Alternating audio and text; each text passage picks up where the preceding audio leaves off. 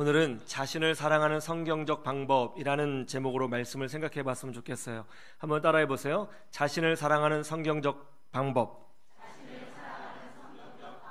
자신을 사랑하는 성경적 방법. 저희 어머니는 많이 배우지 못한 분이셨습니다. 하루는 학교에서 일일 교사 행사가 있었는데요, 우리 친구네 아버지께서 오셔서 아주 재미있게 교사를 해주셨어요. 그 모습을 보고 제가 감동을 받아서 집에 가서 어머니에게 말씀드렸습니다. 엄마도 우리 학교에 와서 일일 교사 했으면 좋겠어요. 그러자 저희 어머니께서 하신 말씀이, 야, 나 같은 사람이 어떻게 학교 가냐, 그건 아무나 하는 것이 아니야, 그렇게 말씀하셨어요. 왜 우리 엄마는 당당하지 못하실까? 어린 나이였지만 그 말을 들었을 때 참 속상했었습니다. 한 집사님이 전화로 제게 이런 상담을 했습니다. 이 집사님은 부천에 살고 계신 분이신데요, 16평짜리 지하층 빌라에서 사신다고 했습니다. 여름만 되면 곰팡이가 피어올라서 이것 때문에 그런지 모르겠지만 아이가 기침을 하고 피부병이 자주 생긴다는 거예요. 좀 더 좋은 집에 가고 싶은데 마음에 걸리는 것이 있답니다. 목사님께서 물질을 구하고 좋은 학벌을 구하고 좋은 집을 구하는 것은 기복신앙이기 때문에 잘못된 것이라고 자주 말씀하셨는데, 그것 때문에 자기가 좀 더 좋은 환경에 가는 것이 잘못된 기도인 것 같아서 기도를 제대로 할 수 없다는 것입니다.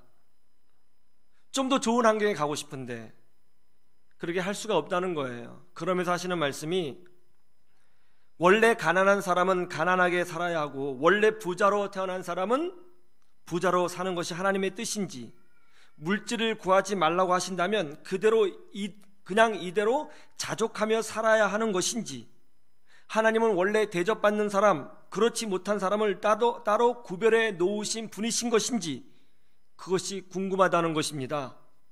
여러분 어떻게 생각하세요?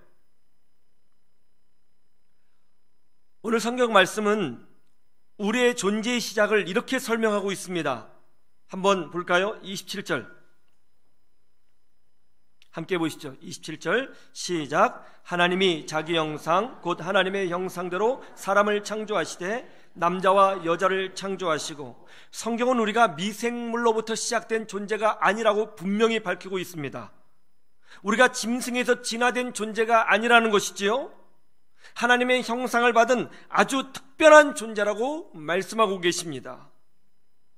여러분, 우리는 이미 창조 자체가 존귀한 존재요, 하나님의 형상을 받은 그런 존재로 창조되었다는 것을 믿으시기를 주님의 이름으로 축원합니다.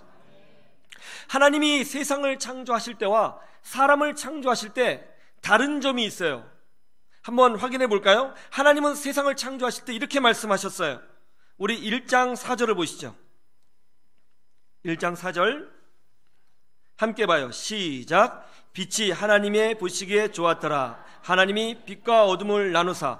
하나님이 첫째 날 빛을 창조하셨어요. 그리고 그것을 보시기에 좋았더라고 하셨어요. 하나님이 보시기에 좋았다. 무슨 뜻이죠? 하나님이 창조하신 창조물이 완벽하다, 아름답다, 하나님의 기쁨이 됐다, 만족이 됐다, 감탄스러웠다, 그런 뜻이죠.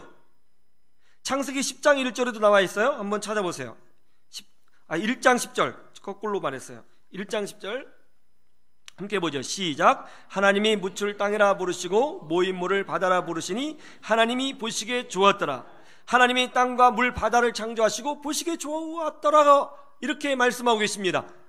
정말 아름다운 모습이었다는 것이죠. 12절에 보시죠. 12절 시작. 땅이 풀과 각기 종류대로 씨 맺는 채소와 각기 종류대로 씨 가진 열매 맺는 나무를 내니 하나님이 보시기에 좋았더라.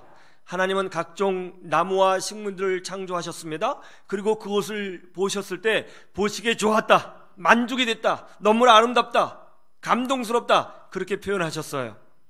18절도 보시죠. 시작. 낮과 밤을 주관하게 하시고 빛과 어둠을 나누게 하시니 하나님이 보시기에 좋았더라. 하나님이 태양을 창조하시고 달을 창조하시고 항성과 행성들을, 별들을 창조하셨어요. 너무나 아름다웠어요. 보시기에 좋았더라. 그렇게 말씀하셨습니다. 21절에도 보세요. 21절 시작. 하나님이 큰 바다 짐승들과 물에서 번성하여 움직이는 모든 생물을 그 종류대로, 날개 있는 모든 새를 그 종류대로 창조하시니 하나님이 보시기에 좋았더라. 모든 동물을 창조하셨어요. 보시기에 좋았더라.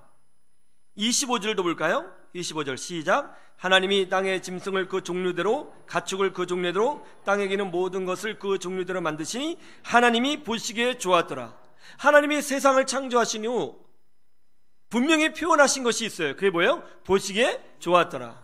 하나님이 만드신 이 작품, 이 창조물 완벽한 것이었습니다. 하나님에게 감동이 되는 것이었고요, 정말 아름다운 것이었어요. 하나님이 보시기에 좋아하셨어요. 그런데 사람을 창조하신 후에는 이렇게 말씀하셨습니다.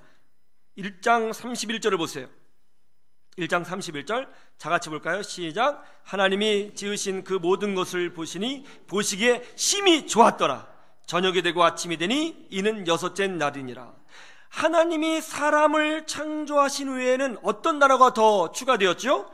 심히 좋았더라. 모든 것 자체가 아름다웠지만 하나님이 더 감동하시고 기뻐하시고 즐거워하셨을 때가 언제냐면 사람을 창조하신 후였어요. 하나님에게 만족이 되는 존재, 하나님에게 심히 기쁨이 되는 존재, 하나님에게 심히 즐거움이 되는 존재, 하나님에게 심히 사랑이 되는 존재, 하나님에게 심히 자랑이 되는 존재, 바로 여러분이라고요.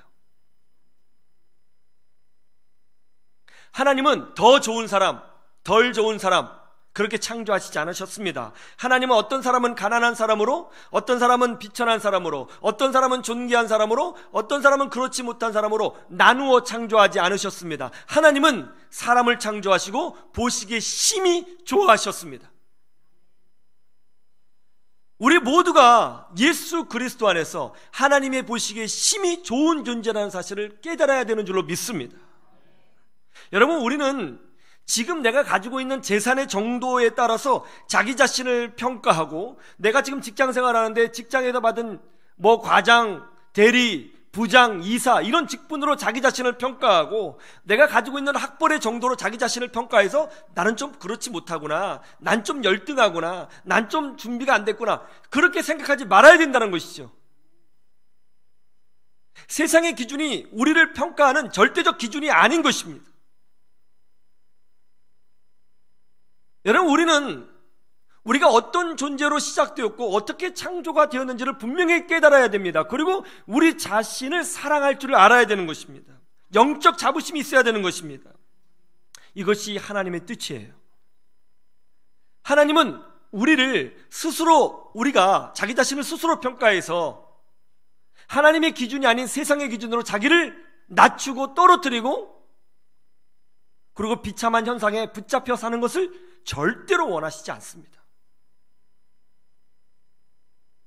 하나님은 분명히 창세기 말씀을 통해서 우리가 어떤 존재로 창조되었음을 밝히고 있습니다. 우리는 우리 자신을 하나님의 말씀에 비추어서 새롭게 평가할 줄 알아야 되고, 자기 자신을 소중히 여길 줄 알아야 되고, 자기를 사랑할 줄 알아야 되는 것입니다.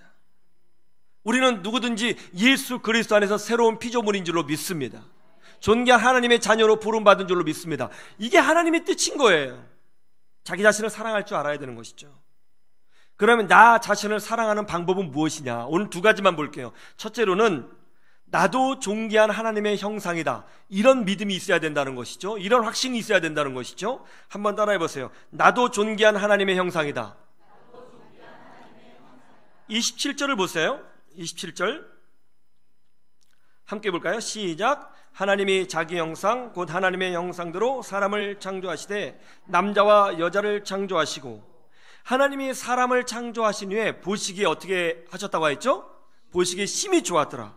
그런데 남자만 창조하신 후에 보시기에 심히 좋았더라고 말씀하신 게 아니에요. 하나님은 남자와 여자를 창조하신 이후에 보시기에 심히 좋았더라, 그렇게 말씀하셨다는 것입니다. 남자가 먼저 창조됐기 때문에, 남자가 언약의 주체이기 때문에, 남자가 좀 더 질서상 먼저 있기 때문에 남자를 창조하시고 나서 보시기에 심히 좋았더라 그렇게 말씀하신 것이 아니고 여자도 창조하신 후에 보시기에 심히 좋았더라 이렇게 말씀하셨다는 것이죠. 우리나라에 남존여비 사상이 있죠.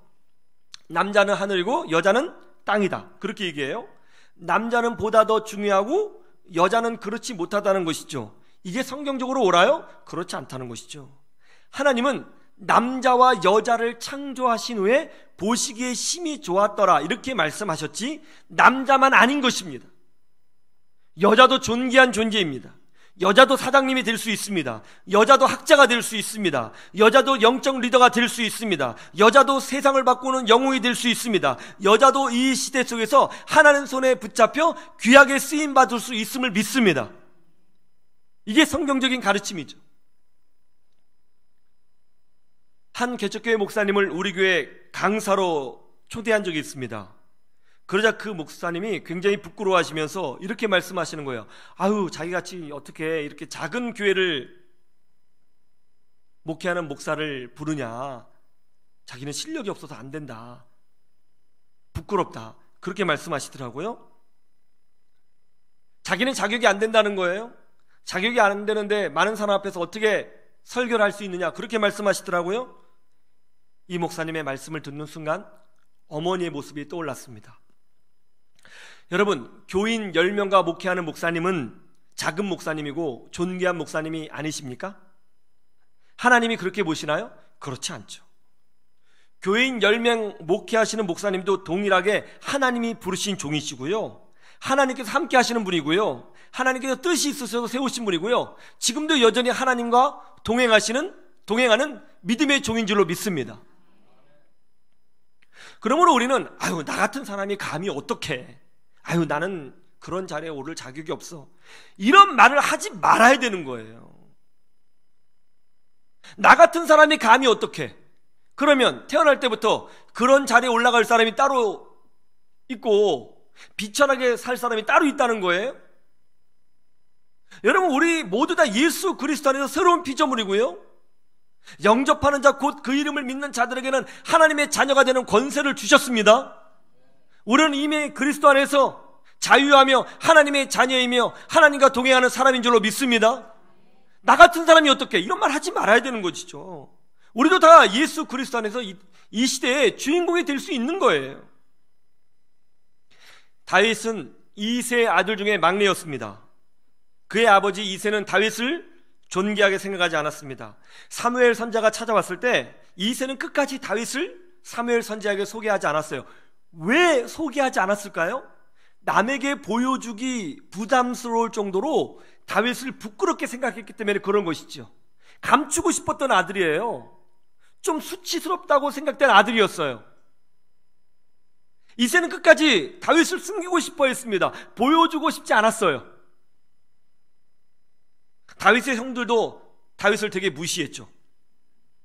공부를 잘하는 것도 아니고, 외모가 잘생긴 것도 아니고, 키가 큰 것도 아니고, 싸움을 잘하는 것도 아니고, 뭐 특별한 재능이 있는 것도 아니에요. 할 수 있는 것이라고는 양 데리고 나가서 풀 먹이는 것 뿐이었어요.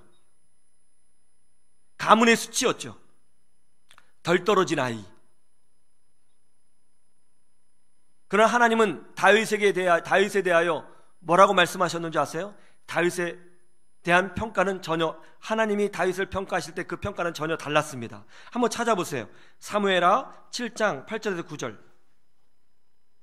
사무엘하 7장 8절에서 9절.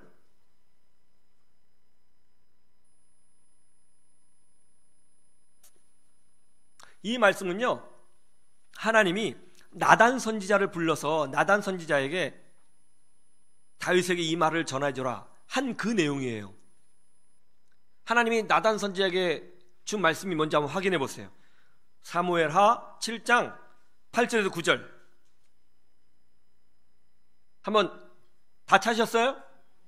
한번 읽어보죠. 시작. 그러므로 이제 내 종 다윗에게 이와 같이 말하라. 이게 나단 선지자에게 말한 거예요. 내 종에게 이렇게 말을 전해주라는 거죠. 그 다음에 시작. 만군의 여호와께서 이와 같이 말씀하시기를 내가 너를 목장 곧 양을 따르는 데에서 데려다가 내 백성 이스라엘의 주권자로 삼고 내가 가는 모든 것에서 내가 너와 함께 있어 내 모든 원수를 내 앞에서 멸하였은즉 그래서 위대한 자의 이름같이 내 이름을 위대하게 만들어 주리라. 사람들은 다윗을 비천한 존재로 생각했지만 하나님은 다윗을 위대한 존재로 보셨습니다. 자신을 사랑하는 첫 번째 성경적 방법이 바로 이것입니다. 세상의 관점으로 자기 자신을 평가하지 말고 성경적 관점으로 하나님의 눈으로 자기 자신을 재평가할 줄 알아야 된다는 것입니다. 여러분 자신을 존귀하게 여기시기를 축원합니다. 여러분도 하나님 나라의 귀한 역사적 주인이라는 사실을 믿으시기를 주님의 이름으로 축원합니다. 학벌에 기죽을 필요 하나도 없어요. 그게 하나님 나라의 전부가 아니에요. 물질에 기죽을 필요 하나도 없어요. 외모에 기죽을 필요 하나도 없어요. 나이에 기죽을 필요 하나도 없습니다. 여러분 자신은 이미 그리스도 안에서 존귀한 존재로 하나님 앞에 부름받고 있다는 사실을 믿으시기를 주님의 이름으로 축원합니다. 그리고 지금 살고 있는 이 현상에 붙잡혀 살 이유가 하나도 없어요. 더 복된 인생이 되기 위해서 기도하고 노력하고 땀을 흘리고 문을 두드리고 찾아야 되는 것이죠. 존귀한 사람 따로 있고 비천한 사람 따로 있는 것 아니에요. 여러분 자신 자체가 하나님 보시기에 심히 좋았더라, 그런 감탄을 자아내는 그런 존재로 창조되어 있는 것입니다. 이 믿음으로 승리하시기를 주님의 이름으로 축원합니다. 두 번째, 자기 자신을 사랑하는 방법 이겁니다. 나도 복을 누릴 자격이 있다. 이걸 가지고 있어야 되는 거예요. 한번 따라해 보세요. 나도 복을 누릴 자격이 있다. 하나님이 여자와 남자를 창조하셨습니다. 그런 다음에 어떻게 하셨어요? 28절을 보세요. 28절 앞에 28절 앞에 창조하신 다음에 하나님이 하신 것이 있습니다. 한번 28절 앞에만 시작. 하나님이 그들에게 복을 주시며. 할렐루야. 하나님은 남자와 여자를 창조하신 후에 동일하게 그들에게 복을 주셨습니다. 남자에게만 복을 주신 게 아니에요. 남자가 먼저 창조되었고 언약의 주체였기 때문에 남자에게만 복을 주신 것이 아니고 그들에게 복을 주셨어요. 이게 굉장히 중요한 거예요. 나중에 지음받은 여자에게도 복을 주신 거예요. 예전에 아주 어렵게 사시는 권사님이 한 분 계셨는데 하루는 제가 그 권사님에게 식사 대접을 한 적이 있습니다. 제가 좀 농담은 좀 잘하잖아요. 그리고 권사님 식사 대접 해주면서 권사님 오늘은 좀 좋은 데 가요. 호텔 같은 데 가서 식사할까요? 제가 그랬더니 권사님이 아유 목사님 저 같은 사람이 어떻게 그런 데 가요. 저 못 가요. 권사님의 말씀이 제 마음에 참 걸림이 되더라고요. 왜요? 가난하게 사시는 권사님은 그런 데 가서 드시면 안 돼요? 우리 권사님도 그런 데 가서 좋은 음식 드실 권리가 있어요. 사치하란 뜻이 아닙니다. 흥청망청 살란 뜻이 아니에요. 누구나 그리스도 안에서 복을 누릴 자격이 있다는 것을 말씀드리고 싶은 것입니다. 아주 친한 친구 목사님이 있어요. 동기 목사님입니다. 제 동기 목사님이 제게 이런 얘기를 했어요. 그럴 리도 없겠지만 자기는 대형교회에서 담임 목사로 청빙이 와도 자기는 못 간다는 거예요. 왜냐고 물었더니 자기처럼 실력도 없고 학벌도 딸리고 외국에서 공부도 안 한 사람이 어떻게 그런 데 가서 목회하겠느냐고. 그러면서 하는 말이 송충이는 솔잎을 먹고 살아야 된다는 거예요. 좀 화가 났습니다. 제가 그랬습니다. 목사님은 송충이가 아닙니다. 목사님은 하나님의 자녀고 목사님은 위대하신 하나님이 부르신 주의 종이고 목사님도 거기서 충분히 목회를 잘하실 수 있고 하나님이 함께 하시면 능력이 나타날 수 있고 어떤 사람보다도 더 놀랍게 쓰임받을 수 있습니다. 나 같은 사람이 어떻게 이런 복을 누려? 아니요. 여러분도 그런 복을 누릴 수 있습니다. 아유, 나 같은 사람이 어떻게 이런 음식을 먹어? 아니요, 그런 음식 먹으셔야죠. 아유, 나 같은 사람이 어떻게 좋은 환경에 살아? 왜요? 좋은 환경에 사는 것이 하나님의 뜻입니다. 예수 믿지 않는 남편 때문에 고생하는 한 여자 집사님이 있었습니다. 남편은 아내가 교회 가는 것이 싫어서 날마다 핍박했고요, 또 날마다 술 먹고 집에 들어와서 아주 가정을 어렵게 만들었습니다. 그런데 이야기를 들어보니까 이 남편이 결혼 전에도 그런 성향이 좀 있었다는 거예요. 이상하잖아요. 그럼 왜 결혼했지? 아니, 결혼 전에도 이런 성향이 있었다면 결혼하지 말아야지. 왜 결혼했을까? 그때 이 여자 집사님이 하는 말이 그래요. 아유, 목사님, 나같이 배운 것도 없고 집안 배경도 안 좋은데 어떻게 좋은 사람하고 결혼할 수 있어요? 그냥 시간이 되면 결혼하는 거죠. 아, 영적 자존감이 없으면 이렇게 되는구나. 제가 그랬어요. 집사님, 우리 함께 기도해요. 하나님이 집사님 가정을 특별히 축복하셔서 지금 나를 힘들게 하는 남편이지만 그 남편이 예수 믿고 장로님이 될 줄 누가 압니까? 어떤 가정보다도 행복한 가정이 되고 믿음의 명문가가 될 줄 누가 압니까? 우리 집사님도 축복받을 자격이 있고요, 우리 집사님도 명문가정 될 자격이 있어요. 그리고 집사님은요 원래 좋은 집안 사람이에요. 어떻게 해요? 하나님의 딸이잖아요. 집사님도 명문가정의 딸이에요. 그랬더니 집사님이 막 울어요. 하나님은 만복의 근원이 되시는 줄로 믿습니다. 동시에 우리에게 복 주시기를 기뻐하신 분이시죠. 하나님은 우리가 건강하게 살기를 원하시고요, 복된 인생을 살기 원하세요. 하나님이 사람을 창조하신 후에 하신 첫 번째 행동이 뭐였냐면 복 주시는 것이었습니다.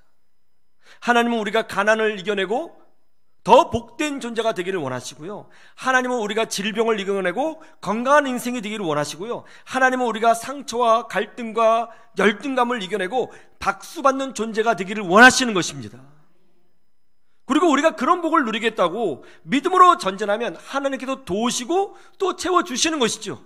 지금의 상황에 붙잡혀서 나는 못해, 어쩔 수 없어, 이렇게 살아야지, 그것이 아니고 훌훌 털고 일어나서 더 복된 자리로, 더 믿음의 자리로, 더 하나님과 동행하는 자리로, 지금보다 훨씬 더 나은 인생으로 전진하려고 노력해야죠. 그럴 때 하나님께서 길을 열어주시고, 또 그럴 때 하나님께서 동행해 주시고, 또 그럴 때 하나님께서 능력으로 함께 해주시는 것 아니겠습니까? 나 같은 사람이 어떻게 그런 자리에 갈 수 있나, 그런 생각하지 말아야 되는 것이죠. 하나님은 낮은 자를 높이시고 가난한 자를 부유하게 하시고 절망을 희망으로 바꾸어 주시는 줄로 믿습니다. 어디 한번 해보자, 나도 할 수 있다, 나도 믿음으로 도전해보자, 이런 마음으로 은혜를 구하고 또 기도하고 방법을 찾으면 우리 생각 이상으로 채워주시는 하나님의 돌보심을 경험하게 되는 거죠. 우리 그리스도인들은요 정체되어 있는 사람들이 아니에요. 우리 그리스도인들은요 주저앉아 있는 사람이 아니에요. 우리 그리스도인들은요 영적 안진뱅이가 되면 안 돼요. 일어나야 돼요. 뛰어가야 돼요. 두드려야 돼요. 찾아야 돼요. 여러분도 복을 누릴 자격이 있습니다. 이미 스타트 자체가 복의 근원으로 창조된 사람이에요. 하나님이 아브라함을 부르시고 하신 말씀 뭐예요? 너는 복이 될지라. 여러분을 통해서 믿지 않는 사람들이 예수님께 돌아오고요, 여러분을 통해서 자녀들이 잘 되고요, 여러분의 기도를 통해서 이 나라가 복받고요, 여러분을 통해서 주변 사람들이 하나님의 영광을 보게 될 줄로 믿습니다. 우리나라 최초의 시민운동이 뭔지 아세요? 우리나라의 최초의 시민운동, 이거 맞추는 분은 제가 아주 고급 커피를 사드리겠습니다. 물 마실 동안 생각해봐요. 돈 굳었습니다. 우리나라의 최초의 시민운동은 1898년에 시작된 만민공동회입니다. 당시 우리나라는 일본의 수탈에 시달리고 있었습니다. 그러나 백성들은 거기에 대한 의식이 별로 없었어요. 그래서 백성들의 의식을 깨우고 나라를 새롭게 하자 하는 운동을 전개하게 되었는데, 그 운동이 바로 만민공동회였습니다. 그런데 그때 정말 많은 사람들에게 민족 의식을 고취시키고 가슴을 뜨겁게 만들고 나라를 사랑하는 마음을 불어넣어 주었던 최고의 연설자가 있었는데, 그 연설자가 누구였냐면 바로 박성춘 장로였습니다. 그런데 놀라운 게 뭐냐면 이 박성춘 장로님은 여러분 아시다시피 백정이었습니다. 조선시대 당시 백정은 죽어도 관에 들어갈 수가 없었습니다. 사람 취급을 받지 않는 사람이었죠. 이분의 아들이 교회를 다니기 시작했어요. 그런데 어느 날 교회에 나오지 않는 겁니다. 그때 무호 선교사님이 아니 왜 이 아이가 교회에 나오지 않을까 궁금해서 아이의 집에 신방을 가게 되었습니다. 가서 보니까 이 아이는 백정의 아이였고 그의 아버지는 콜레라에 걸려서 고열로 죽어가고 있었습니다. 다 쓰러져가는 그 초가집에서 혼자 끙끙 앓며 죽어가고 있는 거예요. 그때 무호 선교사님이 고종 황제의 주치의였던 에비슨 선교사님에게 우리 교회 어떤 꼬마 아이가 다니고 있는데 그 아이의 아빠가 고열로 지금 힘들어하고 있다. 가서 좀 치료 좀 해달라 부탁을 하게 됐어요. 그래서 에비슨 선교사님이 무호 선교사님과 함께 백정 박성춘의 집에 가게 되었습니다. 백정인 박성춘은 왕의 몸을 만지며 진료하던 그 의사가 백정인 자신의 손을 만지면 자기는 죽을 수도 있다면서 절대로 내 손을 만지지 못한다고 치료와 진료를 거부했습니다. 저는 그렇게 치료받을 사람이 아니라고, 치료하시면 안 된다고 거부를 했죠. 그때 무호 선교사님이 이렇게 말을 했습니다. 예수 그리스도 안에서는 다 똑같습니다. 예수님이 당신의 죄를 위해서 십자가 지셨습니다. 그리스도 안에서는 왕 백정 따로 없습니다. 다 치료받을 자격 있습니다. 그렇게 설득해서 백정인 박성춘이 치료를 받게 되었습니다. 그 이후 박성춘은 무호 선교사님의 그 가르침에 감동을 받아 그리스도인이 되었습니다. 예수 그리스도 안에서는 누구나 복을 받을 자격이 있구나, 이런 확신을 가지고 날마다 감사하면서 신앙생활을 했습니다. 교회 안에서 백정이 교회 나온다고 손가락질하는 양반들이 있었지만 그런 손가락질 자체도 감사했습니다. 왜냐하면 지금 교회에 있으니까요.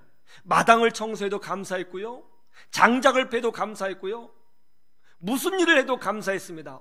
얼마나 감사했는지 밖에 나가서 사람을 만나게만 하면 예수님을 전했습니다. 정말 감사했어요. 어떤 일이 벌어진 줄 아세요? 이분의 아들이 박서양인데 이분이 나중에 세브란스를 졸업하고 대한민국 최초 1호 의사가 됩니다. 백정의 아들이 대한민국 1호 의사가 되었습니다. 그리고 백정인 박성춘은 장로가 되었을 뿐만이 아니라 민족의 리더가 되었습니다. 여러분, 백정도 복받을 자격이 있습니다. 여러분도 복받을 자격이 있습니다. 난 원래 이런 존재야.